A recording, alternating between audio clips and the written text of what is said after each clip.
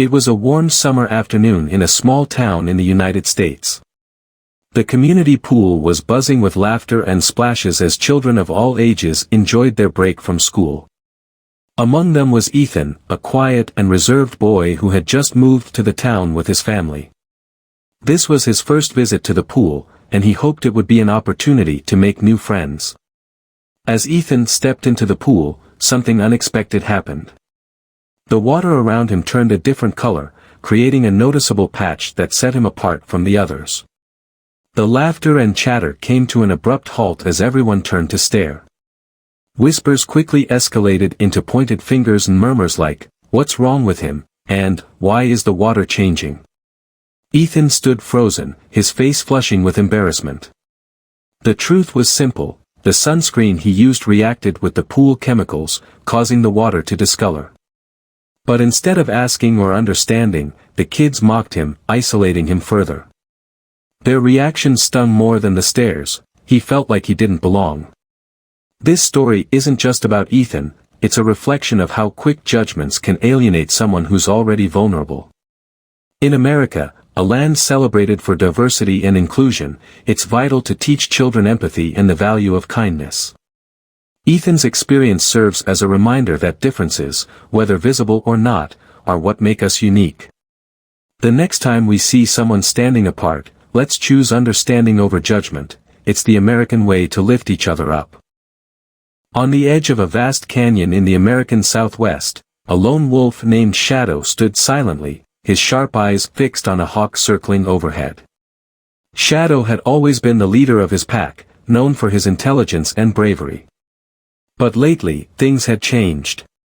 Another wolf had challenged his leadership, creating tension and anger within him.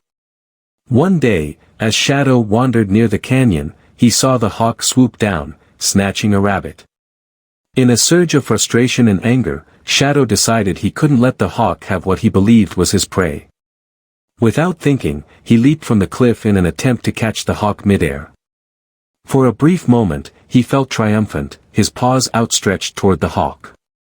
But the reality set in: there was no ground beneath him, only the deep abyss of the canyon below. The hawk flew away effortlessly, leaving Shadow to face the consequence of his rash decision. His anger had clouded his judgment, leading him to make an irreversible choice. This story serves as a powerful metaphor for human life. In the United States, where individual freedom and self-determination are celebrated, it's crucial to remember that acting out of anger can lead to irreversible consequences. Whether it's a heated argument, a rash social media post, or an impulsive decision, the lesson is clear: take a moment to pause, breathe, and think. Choices made in anger often come with a cost that cannot be undone. Once upon a time in a small town, two young men named Jack and Robert found themselves confined in the same prison cell. Both were convicted for minor offenses, but their time behind bars revealed a profound difference in how they viewed the world. The cell was gray, with nothing but a cracked wall revealing a tiny window to the outside. That window had metal bars on it, yet through the cracks, one could see the lush green fields and blue skies beyond, a stark contrast to their bleak surroundings. Jack sat on one side of the cell, staring at the bars of the window. He became fixated on their presence, using his spare time to sketch them repeatedly. "This is all life has become," Jack muttered. "A cage with no way out." Every drawing he made captured the hopelessness he felt. On the other side, Robert sat quietly, sketching something completely different. He saw the same bars, but instead of focusing on them, he drew the beautiful landscape beyond. To Robert, the cracks in the wall represented freedom, a reminder of the life that awaited him after his release. One day, Jack noticed Robert's sketches. "Why do you draw that?" he asked, puzzled. Robert smiled and said, "Because life is about perspective, Jack. The bars are temporary, but the beauty beyond them is eternal. I choose to see hope, not despair." Their time in prison ended, and both walked free. Jack left bitter, weighed down by his focus on the barriers. Robert, however, walked into the world inspired, eager to embrace its possibilities. The lesson? Life is indeed beautiful when you learn what to ignore. In a quiet suburban town in the United States, a couple, Sarah and James, decided to part ways after years of marriage. They had grown distant, their arguments louder than their understanding of each other. Both were determined to live separate lives, but caught in the middle was their young son, Ethan. The divorce proceedings were bitter, filled with accusations and blame. Each parent was adamant about their rights, pulling Ethan emotionally between them. James argued he could provide a stable, structured environment. Sarah countered that she could give Ethan the love and care he needed.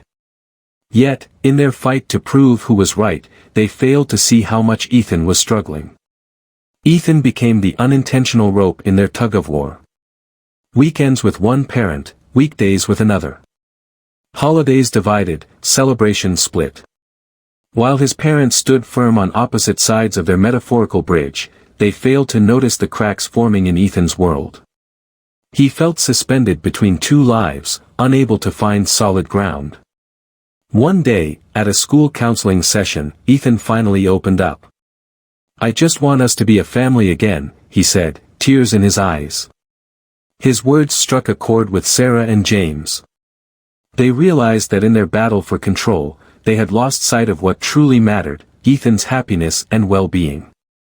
From that moment on, Sarah and James committed to co-parenting with understanding. They didn't repair their marriage, but they rebuilt the bridge for Ethan, ensuring he felt supported on both sides. It wasn't perfect, but it was enough to give Ethan the love and stability he needed. The story serves as a reminder to American families that, in the midst of separation, the child's emotional well-being should remain the highest priority. Because while relationships may break, the bonds of family should remain unshaken. In the spring of 2020, the world stood still as the COVID-19 pandemic swept across the globe. In a small hospital in the United States, a young nurse named Emily worked tirelessly on the front lines. The ICU was filled with rows of patients, their faces obscured by ventilators and masks. Each bed told a story of fear, pain, and the desperate fight for life. Emily had chosen this profession because she believed in the power of compassion. But as the days turned into months, the weight of loss became unbearable. Every patient she lost felt like a piece of her own heart drifting away. She would often sit by their bedsides, holding their hands as they took their final breaths, whispering words of comfort they might never hear. One evening, after another long shift, Emily stood by the window of the ICU. The sunset painted the sky in shades of orange and blue. She imagined the souls of the departed rising, becoming part of that vast, endless horizon. She clung to the hope that they had found peace, even as their loved ones mourned. To honor each life, Emily began leaving a single rose on the beds of those who passed, a symbol of remembrance and love. For her, it was a small act of humanity in the midst of chaos. Emily's story is one of resilience and grace, reflecting the sacrifices made by countless healthcare workers during one of the most challenging times in modern history. It serves as a tribute to their courage and a reminder of the lives lost, not just as numbers, but as people with dreams, families, and stories of their own. In a small American town, a young boy named Kevin struggled with school. His parents, both hard-working individuals, knew how important education was for his future. But Kevin found it hard to keep up, especially with a teacher who seemed more focused on grades than the joy of learning. Kevin's father, Mr. Parker, was a blue-collar worker who believed in fairness. His pencil-scarred hands were a testament to his own life of toil. One day, Kevin brought home a report card filled with poor grades. He was scared to show it to his dad, but Mr. Parker, instead of being angry, decided to meet with Kevin's teacher, Mr. Bradshaw. In the teacher's office, the conversation began cordially. But as Mr. Parker spoke, he noticed something unsettling. Mr. Bradshaw's tone was mechanical, his smile forced, and his focus was entirely on Kevin's test scores rather than his potential or character.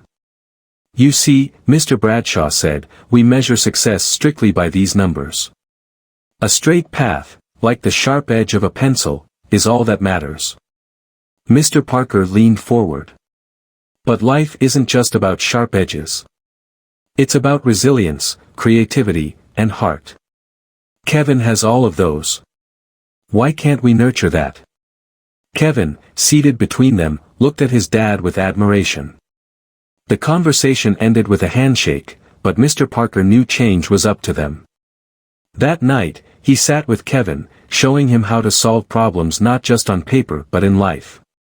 The story reflects the importance of a balanced approach to education in America, valuing creativity, individuality, and emotional intelligence just as much as test scores.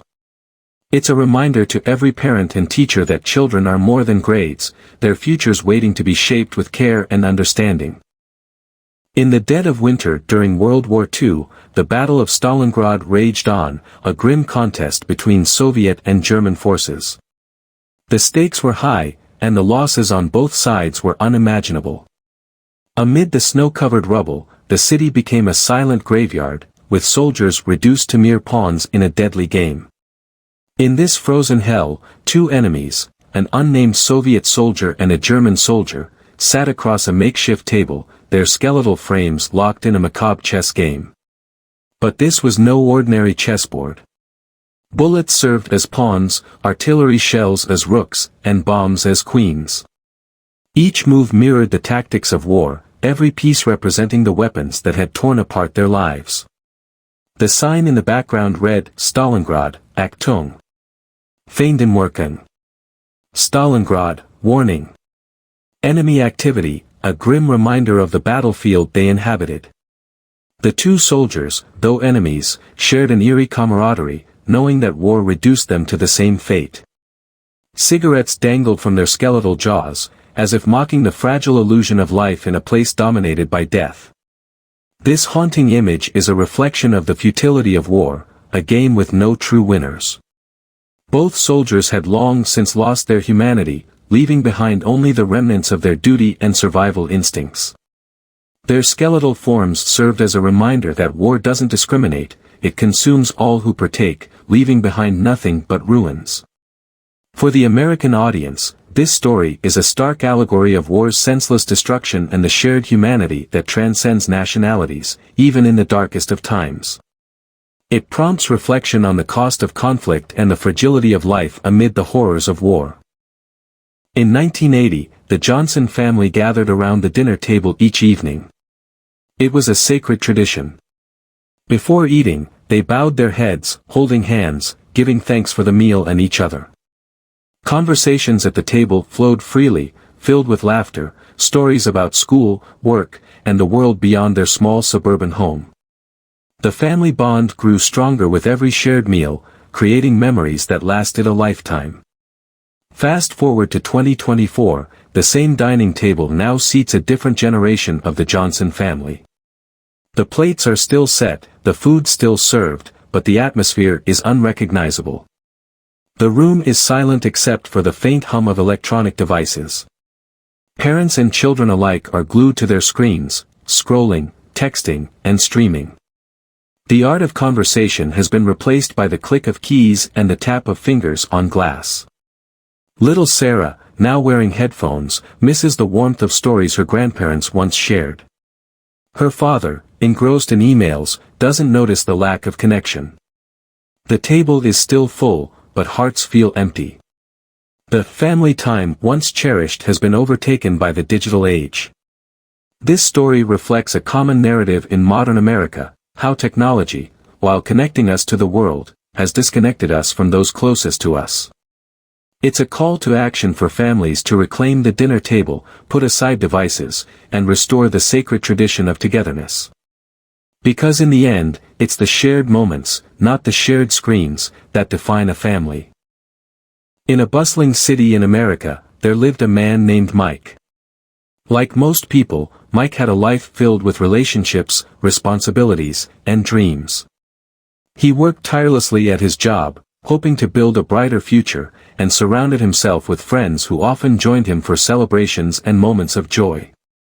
But as life moved forward, things began to change.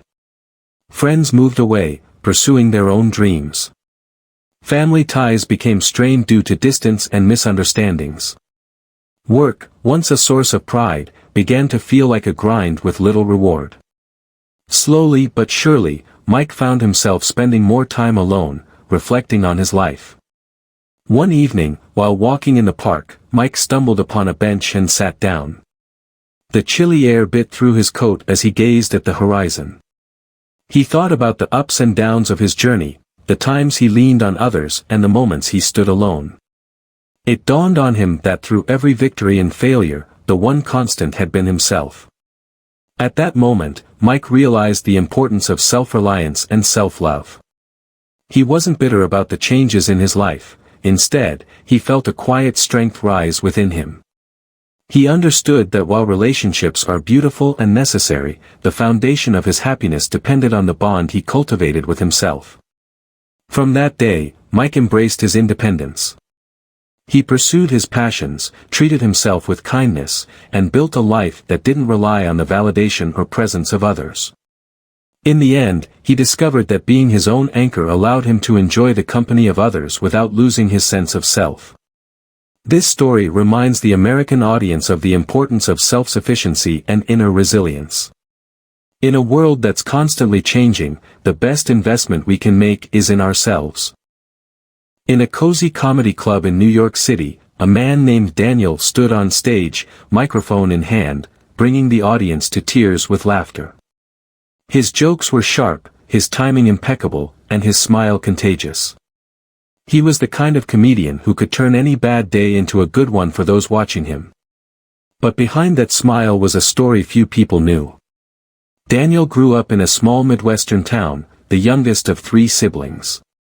Life hadn't been easy. His father left when he was young, and his mother worked multiple jobs just to make ends meet.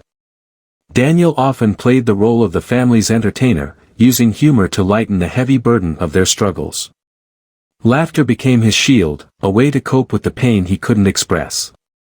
As he grew older, tragedy struck again. He lost his older brother to an accident and spent years battling his grief. But instead of succumbing to despair, Daniel poured his pain into his art. His comedy wasn't just about making others laugh, it was his way of healing and connecting. On stage, Daniel cracked jokes about everyday life, but his most profound performances were the ones where he revealed glimpses of his own struggles. The audience, laughing at first, often left the club feeling a deeper connection to him and to their own humanity. Daniel's story is a reminder for the American audience that those who seem to laugh the most often carry the heaviest burdens. His journey shows the resilience of the human spirit and the healing power of humor, even in the face of life's greatest pains. Behind every smile, there's a story, and sometimes, laughter is the bravest way to keep going. In a bustling city in the United States, 2 families lived side by side, separated by more than just a wall. On one side was the family of Mr. Taylor, a successful entrepreneur. He spent his evenings playing with his son in a warm, brightly lit room filled with colorful toys. Life was comfortable, and challenges were few. On the other side lived Mr. Martinez, a bricklayer who worked tirelessly every day to provide for his young daughter. His life was filled with long hours, heavy labor, and dreams that he carried quietly in his heart. His daughter, Maria, often accompanied him to work, not because she wanted to but because they couldn't afford childcare. One day, as Mr. Martinez and Maria laid bricks on the wall between the 2 homes, Maria glanced through the window. She saw Mr. Taylor and his son laughing, stacking colorful blocks into a tower. Maria paused for a moment, comparing their world to hers. But instead of sadness, she felt determination. Turning to her father, she said, "One day, I'll build something like that too, but bigger and brighter." Mr. Martinez smiled, his rough hands gently patting her head. "You will, Mija," he said, "but we'll build it our way, with grit, love, and dreams that no wall can contain." The story highlights the stark realities of socio-economic inequality in America while celebrating resilience and hope. It serves as a reminder that life may not be the same for everyone, but the strength to rise above challenges often comes from the lessons taught by hard work and perseverance. Mark was a young man growing up in Chicago, full of ambition and dreams. He had a plan for his life, believing that hard work and a bit of luck would lead him to success. But life had its own lessons in store, delivered through heartbreaks, empty pockets, and failures. In his early 20s, Mark fell deeply in love with Sarah, his high school sweetheart. They dreamed of building a future together. But as time went on, their paths diverged, and their relationship ended painfully. Mark was left with a broken heart, wondering if he could ever love or trust again.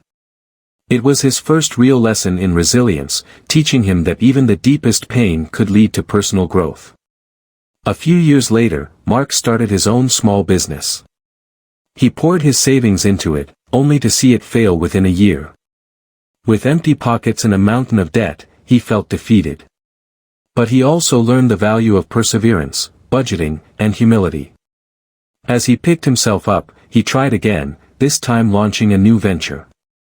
Along the way, there were failures, missed opportunities, rejected ideas, and countless setbacks. Each failure taught him something new about determination, patience, and the importance of adapting. By his late 30s, Mark wasn't the same person he had been in his youth. The heartbreaks, the financial struggles, and the failures had shaped him into someone wiser and stronger. He realized that life's toughest moments weren't meant to break him but to teach him. Mark's story reflects the American spirit of resilience. It reminds us that challenges, though painful, are often the greatest teachers, helping us grow and achieve things we never thought possible. On a rainy afternoon in New York City, Clara, a young executive, found herself caught in a downpour without an umbrella. She was on her way to an important meeting, dressed in her finest business attire, and she frantically waved for a cab. After minutes of waiting, a man named Henry, pedaling a cycle rickshaw, stopped beside her. Henry was soaked to the bone, his thin shirt clinging to his frame as rain dripped down his face. He smiled and said, "Hop on. I'll get you where you need to go." Clara hesitated for a moment. The rickshaw wasn't the most glamorous option, but she had no other choice. As Henry pedaled through the rain, Clara noticed how hard he was working. She held her bag over her head to stay dry, but then a thought crossed her mind.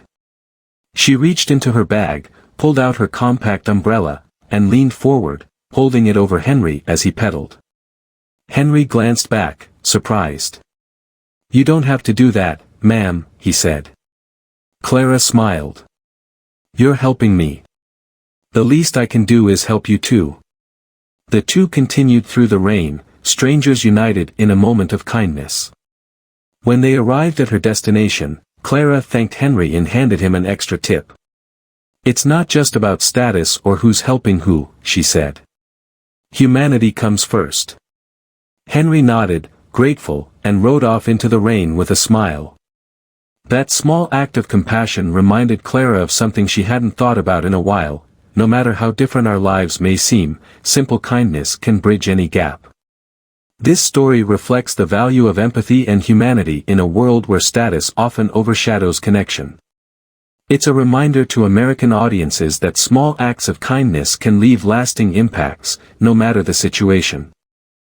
In a small town in Ohio, a young man named Ben dreamed of becoming an artist.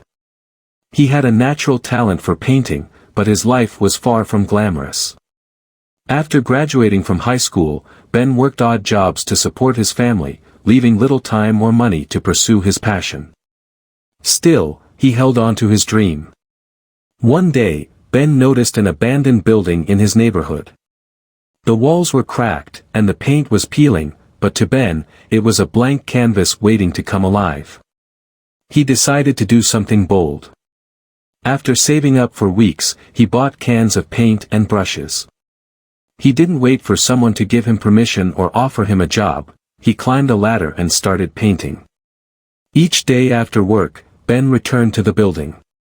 Slowly, the once-forgotten structure transformed into a vibrant mural filled with color, depicting scenes of community, hope, and resilience.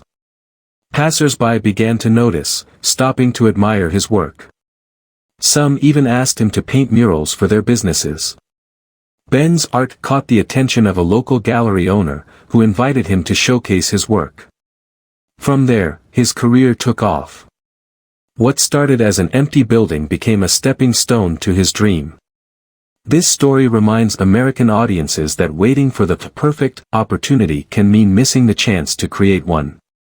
Ben's determination and willingness to take risks demonstrate that success often comes from taking the first step, no matter how small. By building your own ladder, you can reach heights you never imagined. In the heart of Colorado, a young man named Alex grew up surrounded by mountains, his favorite place to hike and reflect. Life had always been smooth for him, supportive parents, good grades, and big dreams. But as he entered adulthood, life began to test him in ways he couldn't have imagined. At 25, Alex lost his job during an economic downturn. He tried to find new opportunities, but rejection after rejection left him feeling defeated. Around the same time, his long-term relationship ended, and Alex felt like the world he once knew had crumbled beneath him. There were days when he didn't want to get out of bed, weighed down by the arrows of loss and disappointment. But slowly, Alex started to realize something. Each setback was teaching him resilience. Losing his job pushed him to pursue his passion for woodworking, something he had always loved but never considered as a career. Heartbreak taught him to find strength within himself, rather than relying on others for happiness. As the years passed, Alex transformed. The man who once felt crushed by pain now stood tall, bearing the scars of his struggles. Each arrow that had once pierced him became a symbol of his growth, a reminder of the battles he had fought and won. He started his own woodworking business, creating beautiful, handcrafted pieces that brought him joy and fulfillment. Alex's story is a reminder for American audiences that pain doesn't define us, it shapes us. Every challenge, every arrow, has the power to make us stronger if we allow it. In the end, it's not about avoiding pain but learning how to carry it with strength and dignity. In a small town in Oregon, there lived a boy named Charlie. He was quiet, reserved, and often doubted himself. At school, he was just another face in the crowd, and at home, he felt overshadowed by his older siblings, who always seemed to excel in everything they did. One day, Charlie's teacher, Mrs. Reynolds, announced a chess tournament. Charlie hesitated to participate. "I'm not smart enough," he muttered to himself. But Mrs. Reynolds noticed something in him and handed him a chess piece, a pawn. "Even the smallest piece on the board can become the most powerful," she said. "But only if it believes in its potential." That night, Charlie sat in his room staring at the pawn. He picked up an old mirror and placed the piece in front of it. In the reflection, he imagined it as a king. Suddenly, something inside him shifted.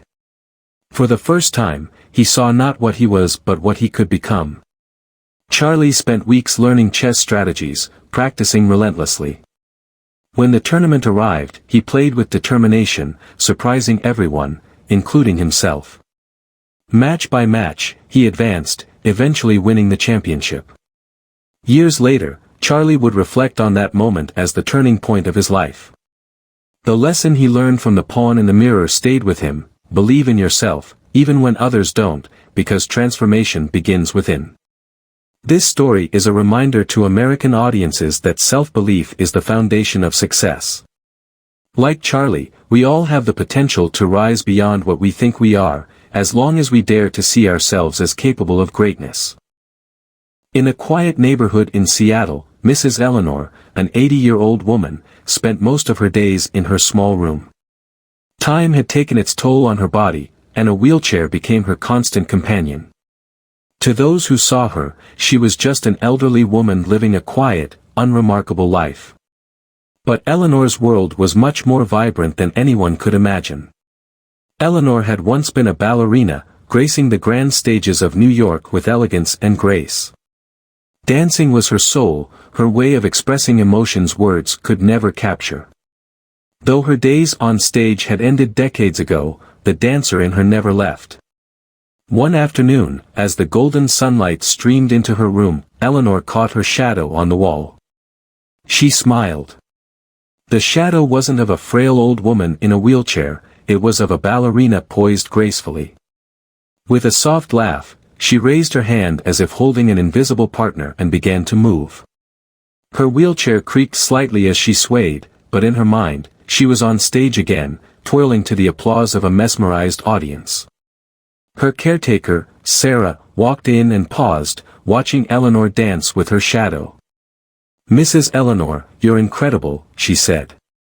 Eleanor turned to her and replied, "Dear, how others see me doesn't matter. It's how I see myself that keeps me alive and dancing." Eleanor's story is a powerful reminder for American audiences that self-perception shapes our reality. No matter our age, limitations, or circumstances, what truly matters is how we see ourselves and the dreams we continue to carry in our hearts. In the bustling city of Chicago, two men, Frank and Charlie, worked as construction laborers on the skeleton of a high-rise building. The job was dangerous, and every worker knew the importance of trust and teamwork to ensure everyone's safety. Frank was known for being cocky, often pulling pranks on his coworkers to lighten the mood. Charlie, on the other hand, was quiet, focused, and didn't appreciate Frank's antics. He'd warned Frank multiple times to take the job seriously, but Frank shrugged it off, saying, "Relax, it's just a bit of fun." One morning, as the two worked side by side on a narrow steel beam, Frank decided to pull another prank. He thought it would be funny to give Charlie a playful kick to make him stumble, knowing there was a safety harness to catch him. But as Frank swung his leg, he didn't account for the plank beneath them shifting. The force sent Frank off balance, and he nearly fell himself. Charlie grabbed Frank's arm at the last moment, saving him from a potentially fatal drop. When they both caught their breath, Charlie looked Frank in the eyes and said, "Every action has a consequence, Frank. Next time, think before you act." This could have ended much worse. From that day, Frank's demeanor changed. He realized the gravity of his actions and how one careless moment could have cost lives. He became the team's most diligent worker, often reminding others of the lesson he had learned. This story resonates with American audiences as a reminder that our actions, whether big or small, have consequences. It underscores the importance of responsibility, especially in environments where trust and safety are paramount. In life, every choice we make can ripple far beyond what we imagine. In the corporate world of New York City, Mark and Ethan were two ambitious colleagues climbing the ladder at a prestigious marketing firm. From the outside, they appeared to be best friends, always sharing lunches, brainstorming ideas, and celebrating each other's successes. But beneath the surface, their friendship was built on shaky ground. Mark was genuine in his intentions, always supportive of Ethan's work and quick to offer help when needed. Ethan, however, had a different mindset. He envied Mark's skills and reputation in the office. Behind his warm smile, Ethan harbored resentment, seeing Mark not as a friend but as competition to eliminate. One day, a big promotion opportunity arose, and both Mark and Ethan were in the running. Ethan decided it was time to act. He started spreading false rumors about Mark's work ethic and loyalty to the company. He even stole one of Mark's innovative ideas and presented it as his own. At first, Mark was oblivious, trusting Ethan completely. But as the rumors began to affect his reputation, Mark started noticing inconsistencies. A trusted colleague revealed the truth about Ethan's betrayal. Mark confronted Ethan, heartbroken but determined to rise above. He reported Ethan's misconduct, and the truth eventually came to light. Ethan's mask was removed, and he faced the consequences of his actions. Mark, though hurt, learned a valuable lesson: not everyone who smiles at you is a friend. This story resonates with American audiences as a cautionary tale about the dangers of fake friendships. It highlights the importance of trust and awareness in personal and professional relationships, reminding us to value those who truly have our best interests at heart while staying vigilant against those who don't. In a picturesque neighborhood in California, two women, Claire and Maria, lived next door to each other. Both had beautiful gardens, but their perspectives on life couldn't have been more different. Claire, a successful businesswoman, had everything she could want: a large house, a thriving garden filled with vibrant flowers, and a life that looked perfect from the outside. Yet, Claire often felt dissatisfied. Every time she looked at her garden, she noticed the weeds or compared her blooms to those in gardening magazines. She spent hours pruning and rearranging, hoping to achieve perfection, but she rarely found joy in her efforts. Sitting in her garden one day, she sighed, "Why can't my flowers look as beautiful as they should?" On the other hand, Maria's life was much simpler. She worked a modest job, lived in a small house, and had only one flower in her garden. Despite this, Maria radiated happiness.